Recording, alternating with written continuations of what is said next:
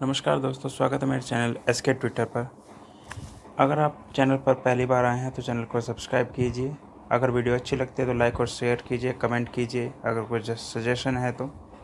आज मैं आपके लिए नमस्कार प्यारे बच्चों, आज मैं आपके लिए लेकर आया हूँ एनसीईआरटी बुक क्लास 4 ईवीएस यानी आसपास का पार्ट 3, जिसका नाम है नंदू हाथी। यह है नंदू। ये जो आपको नीचे हाथी दिख रहा है, इसका नाम है नंदू। नंदू नींद से जागा और उसने अपनी आंखें खोली। कुछ देर के लिए उसे पता ही नहीं चला कि वह कहाँ है। उसे लगा कि वह स्लेटी भूरे पेड़ों के एक बड़े से जंगल में है। उसने अपनी आंखें घुमाई, फिर उसे कुछ जाना पहचाना सा लगा। ओह, ये तो अम्मा है।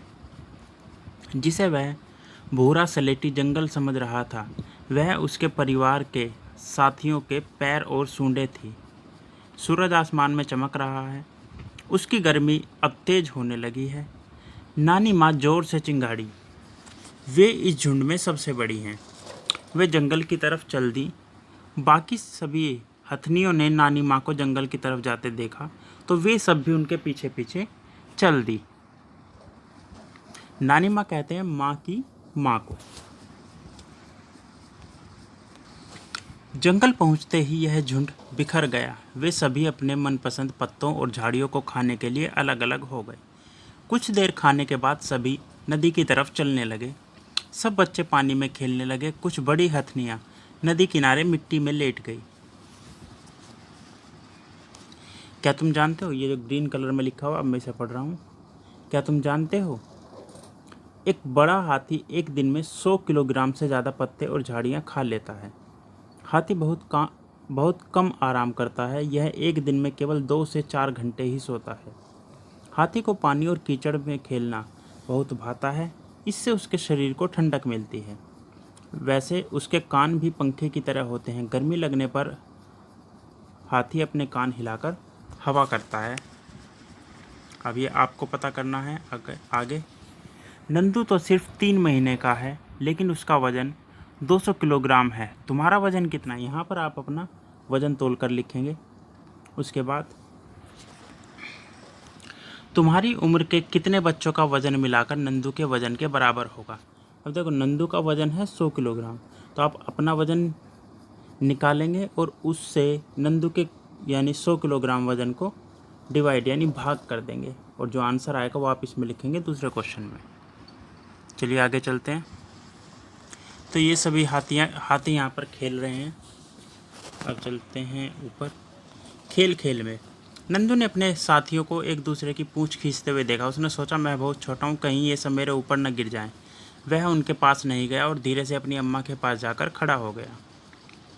अम्मा ने नंदू को पानी की तरफ धकेला, मानो उसे पानी में खेलने के लिए कह रही हो। नंदू धीरे से पानी की तरफ चल दिया।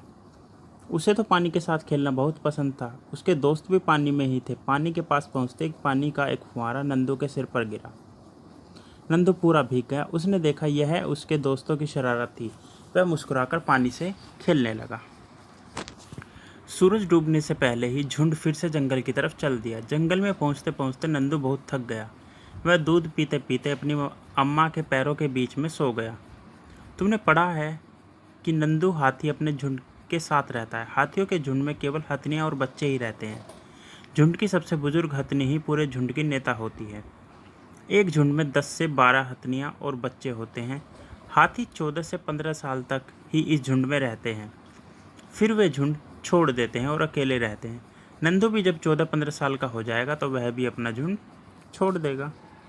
हाथी की तरह ही और भी कुछ जानवर समूह में एक साथ रहते हैं। जानवरों के ऐसे ही समूह को झुंड कहते हैं। झुंड में रहने वाले जानवर मिलजुल कर सभी काम करते हैं, जैसे खाने की तलाश करना, घूमना, खेलना, नहाना।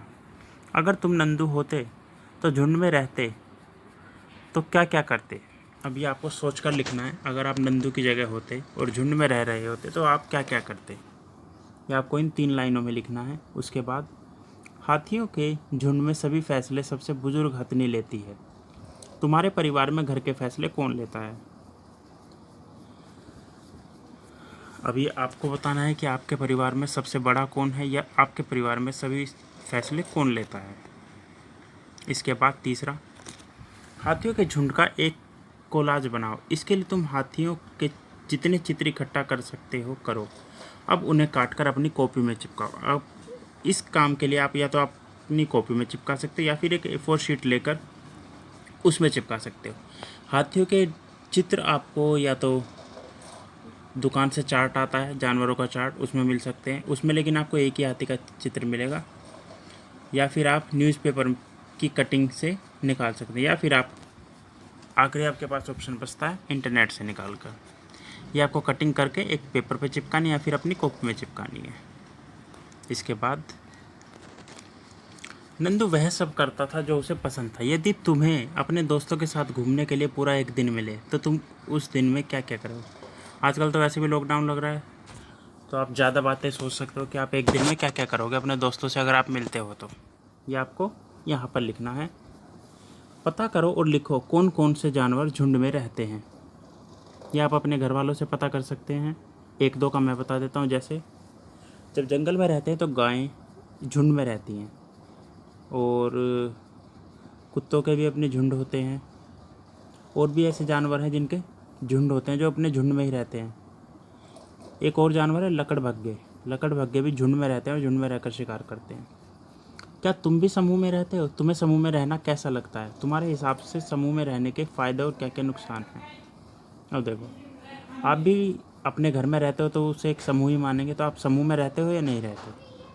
तो उसके फ़ायदे क्या हैं और आपको क्या नुकसान लगते हैं कि आप क्या नहीं कर सकते समूह में रहकर, और क्या फ़ायदे हैं कि आपको क्या फ़ायदा होता है समूह में रहने का।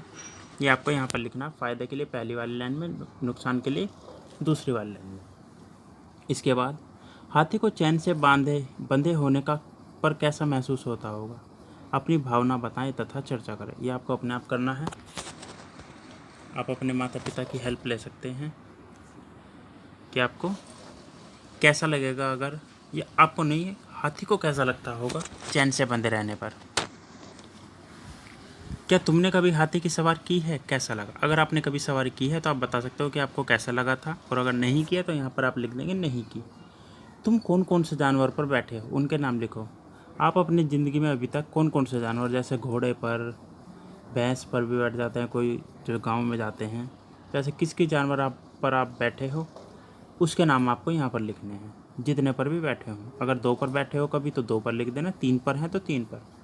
तुमने अपने आसपास फिल्मों या किताबों में कई जानवरों को देखा होगा। अकेले और झुंड में देखे गए जानवरों में से किसी एक के बारे में पता करके कुछ बातें लिखो। अब आपने अपनी किताबों में, फिल्मों में किस जानवर का चित्र देखा हो या जानवरों को देखा हो तो उसके बारे में आपको यहाँ पर लिखना है। अब चलते हैं नेक्स्ट। सोचो और लिखो। बगुला भैंस पर क्यों बैठा होगा? एक कारण मैं बता देता हूँ। भैंस की जो पीठ है वहाँ पर छोटे छोटे कीड़े होते हैं, उन्हें खाने के लिए बगुला भैंस की पीठ पर बैठता है। अगर आपको कोई और कारण लगता है तो आप वो भी लिख सकते हो यहाँ पर। उसके बाद, क्या तुमने किसी जानवर को दूसरे जानवर पर सवारी करते देखा है? उसका नाम लिखो। सवार जानवर मतलब जो बैठा है, और सवारी देता हो यानी जिसके ऊपर बैठा है। अगर आपने किसी पक्षी को या किसी जानवर को दूसरे जानवर के ऊपर बैठे हुए देखा है तो आपको यहाँ पर लिखना है उसके बारे में। ऐसे और जानवरों के नाम लिखो जिन्हें हम सवारी के काम में लाते हैं, यानी जिन का इस्तेमाल हम सवारी के लिए करते हैं, जैसे बैलगाड़ी, घोड़ा गाड़ी। ऐसे जानवरों को लिखो जिन्हें हम सामान ढोने के काम में लाते हैं, यानी जिनका इस्तेमाल हम करते हैं सामान को इधर से उधर ले जाने में। तो ये आपको आखिरी क्वेश्चन में लिखना। उसके बाद तुम्हारा अपना हाथी बनाओ, और ये कैसे बनाना है अभी बता देता हूँ मैं। अगले पृष्ठ यानी इससे अगला जो पेज है उस पर दिया गया है। जब आप पेज पलटोगे तो एक मोटे कागज़ पर बनाओ। मोटे का मतलब है ये जो आपको पेज दिया गया है, ये चित्र आपको एक अलग मोटे पेपर पर बनाना है। आप चार्ट पर बना सकते हो, आधा चार्ट काट कर, या और कोई तरीका यूज़ कर सकते हो। A4 शीट आती है पेस्टल शीट में, वो भी कलरफुल होती है और मोटी होती है, आप उस पर बना सकते हो। अब करना क्या है, चित्र में जहाँ काटो लिखा है वहाँ पर थोड़ा सा काटो। ध्यान रहे काट कर अलग नहीं करना, सिर्फ कट लगाना हल्का सा। जहाँ मोड़ो लिखा है वहाँ से बिंदु वाली रेखा पर से मोड़ दो। धारी वाले हिस्से को अंदर की ओर मोड़ दो। मैं अभी आपको साफ साफ भी दिखा देता हूँ करके। तो देखिए, अब पूंछ बनाकर चिपका दो। बन गया ना हाथी। इसे अपनी पसंद के रंगों और अलग अलग तरह से सजाओ। इसे अपनी कक्षा में लटका सकते हो आप। अपने साथियों के बनाए हुए हाथी को भी देखो। अब देखिए करना क्या है। सबसे पहले पूंछ का बता देता हूँ। ये इस तरह की एक पूंछ बनानी है जो आपको इसके इस हिस्से पे चिपकानी है।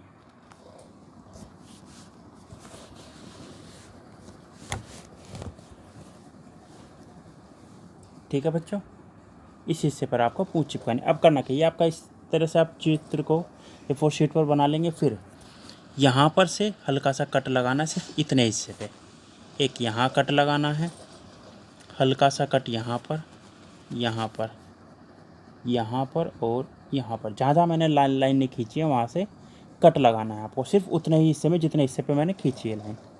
उसके बाद जब आप इसे काट लोगे, कटिंग कर लोगे, मतलब हल्की सी जो कट लगाओगे, ये जो कटा हुआ हिस्सा है ये मुड़कर ये वाला हिस्सा इस हिस्से के पीछे चला जाएगा और ये वाला हिस्सा इस हिस्से के पीछे चला जाएगा। उसे आप उसे फेविकोल से चिपका सकते हो। उसी तरह से ये हिस्सा इस हिस्से के पीछे चला जाएगा और ये हिस्सा इस हिस्से के पीछे चला जाएगा जब आप इसे मोड़ोगे। मोड़ना कहाँ से है, पहले यहाँ से मोड़ना है, फिर यहाँ से मोड़ना है, फिर यहाँ से मोड़ना है और फिर यहाँ से मोड़ना है। जब ये मुड़ जाएगा और फेविकोल से आप इसे चिपका दोगे तो ये आपका हाथी तैयार हो जाएगा। और इस पूंछ को काट कर आप इसके इस हिस्से में चिपका देंगे। तो ये आपको बनाने के बाद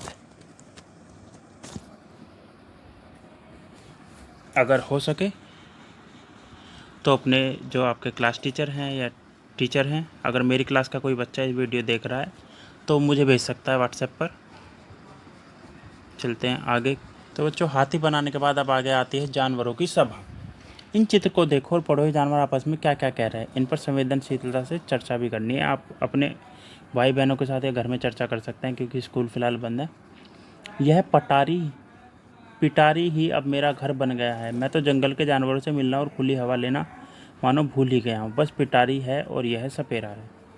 यानी जो सांप है, जिस पिटारी में वो रहता है उसके बारे में कह रहा है कि मैं तो इसी में घर बंद होकर रह गया हूँ, सिर्फ यही मेरा घर है और ये सपेरा ही मेरे लिए सब कुछ है। उसके बाद भालू कहता है, यह मत सोचो कि मैं सर्कस में बहुत खुश हूँ। नाचो कूदो, आग के गोले में से निकलो और भी न जाने क्या क्या न करो तो भूखे रहो और पिटाई अलग से। उसके बाद घोड़ा कहता है, तुम मेरी दौड़ ही देखो। मेरे पैरों के नीचे जब लोहे की नाल ठोकते हैं तो दर्द से जान निकल जाती है। इसके बाद बंदर कहते हैं, नाचते नाचते हमारी तो कमर ही टूट गई। मन ना हो तो फिर भी नाचो, वह भी खाली पेट। उसके बाद बिल्ली कहती है, म्याऊं म्याऊं म्याऊं। लोगों के लिए कुछ भी काम नहीं करती, फिर भी बच्चे मुझे बहुत प्यार करते हैं, दूध पिलाते हैं और सहलाते भी हैं। मैं अपनी मर्जी से सब जगह आती जाती हूँ। बिल्ली आज़ाद होती है। गुटर घूस, जानते हो लोग मुझे बुला बुलाकर बड़े प्यार से दाना खिलाते हैं। ये कबूतर कह रहा है। तो इन बातों को पढ़िए और इसके बारे में सोचिए कि ये सोचकर आपको क्या। अब आता है आखिरी पेज और इसमें आपको क्या करना है, चर्चा करो। यानी चर्चा करनी है। तुमने इन जानवरों की बातें पढ़ी, तुम्हें क्या लगता है इनमें से कुछ उदास क्यों हैं। यानी जो जानवर हैं 3-4 वो उदास क्यों हैं। जब आप इसे पढ़ोगे सोचोगे तो आपको पता चलेगा। पेड़ों पर झूमते और लटकते बंदर और मदारी के बंदर में तुम्हें क्या अंतर लगता है। यानी जो बंदर खुली हवा में पेड़ों पर झूमते हैं लटकते हैं और जो बंदारी के पास जो बंदर होते हैं उनमें क्या अंतर है। इस हाथी के कितने पैर हैं। इस हाथी को ध्यान से देखिएगा और आपको बताना है कि इसके कितने पैर हैं। ये आपको खुद ही बताना है और हो सके तो मुझे कमेंट में बताइए। ये आपके लिए क्वेश्चन है एक। क्या आप जानते हो हाथी परेशानी आने पर एक दूसरे यानी अपने साथियों की मदद करते हैं। अपने बच्चों की देखभाल और सुरक्षा के लिए एक दूसरे का साथ देते हैं। तो बच्चों, आसपास का पार्ट 3 यहीं तक था। मिलते हैं अगली वीडियो में अगले पार्ट के साथ।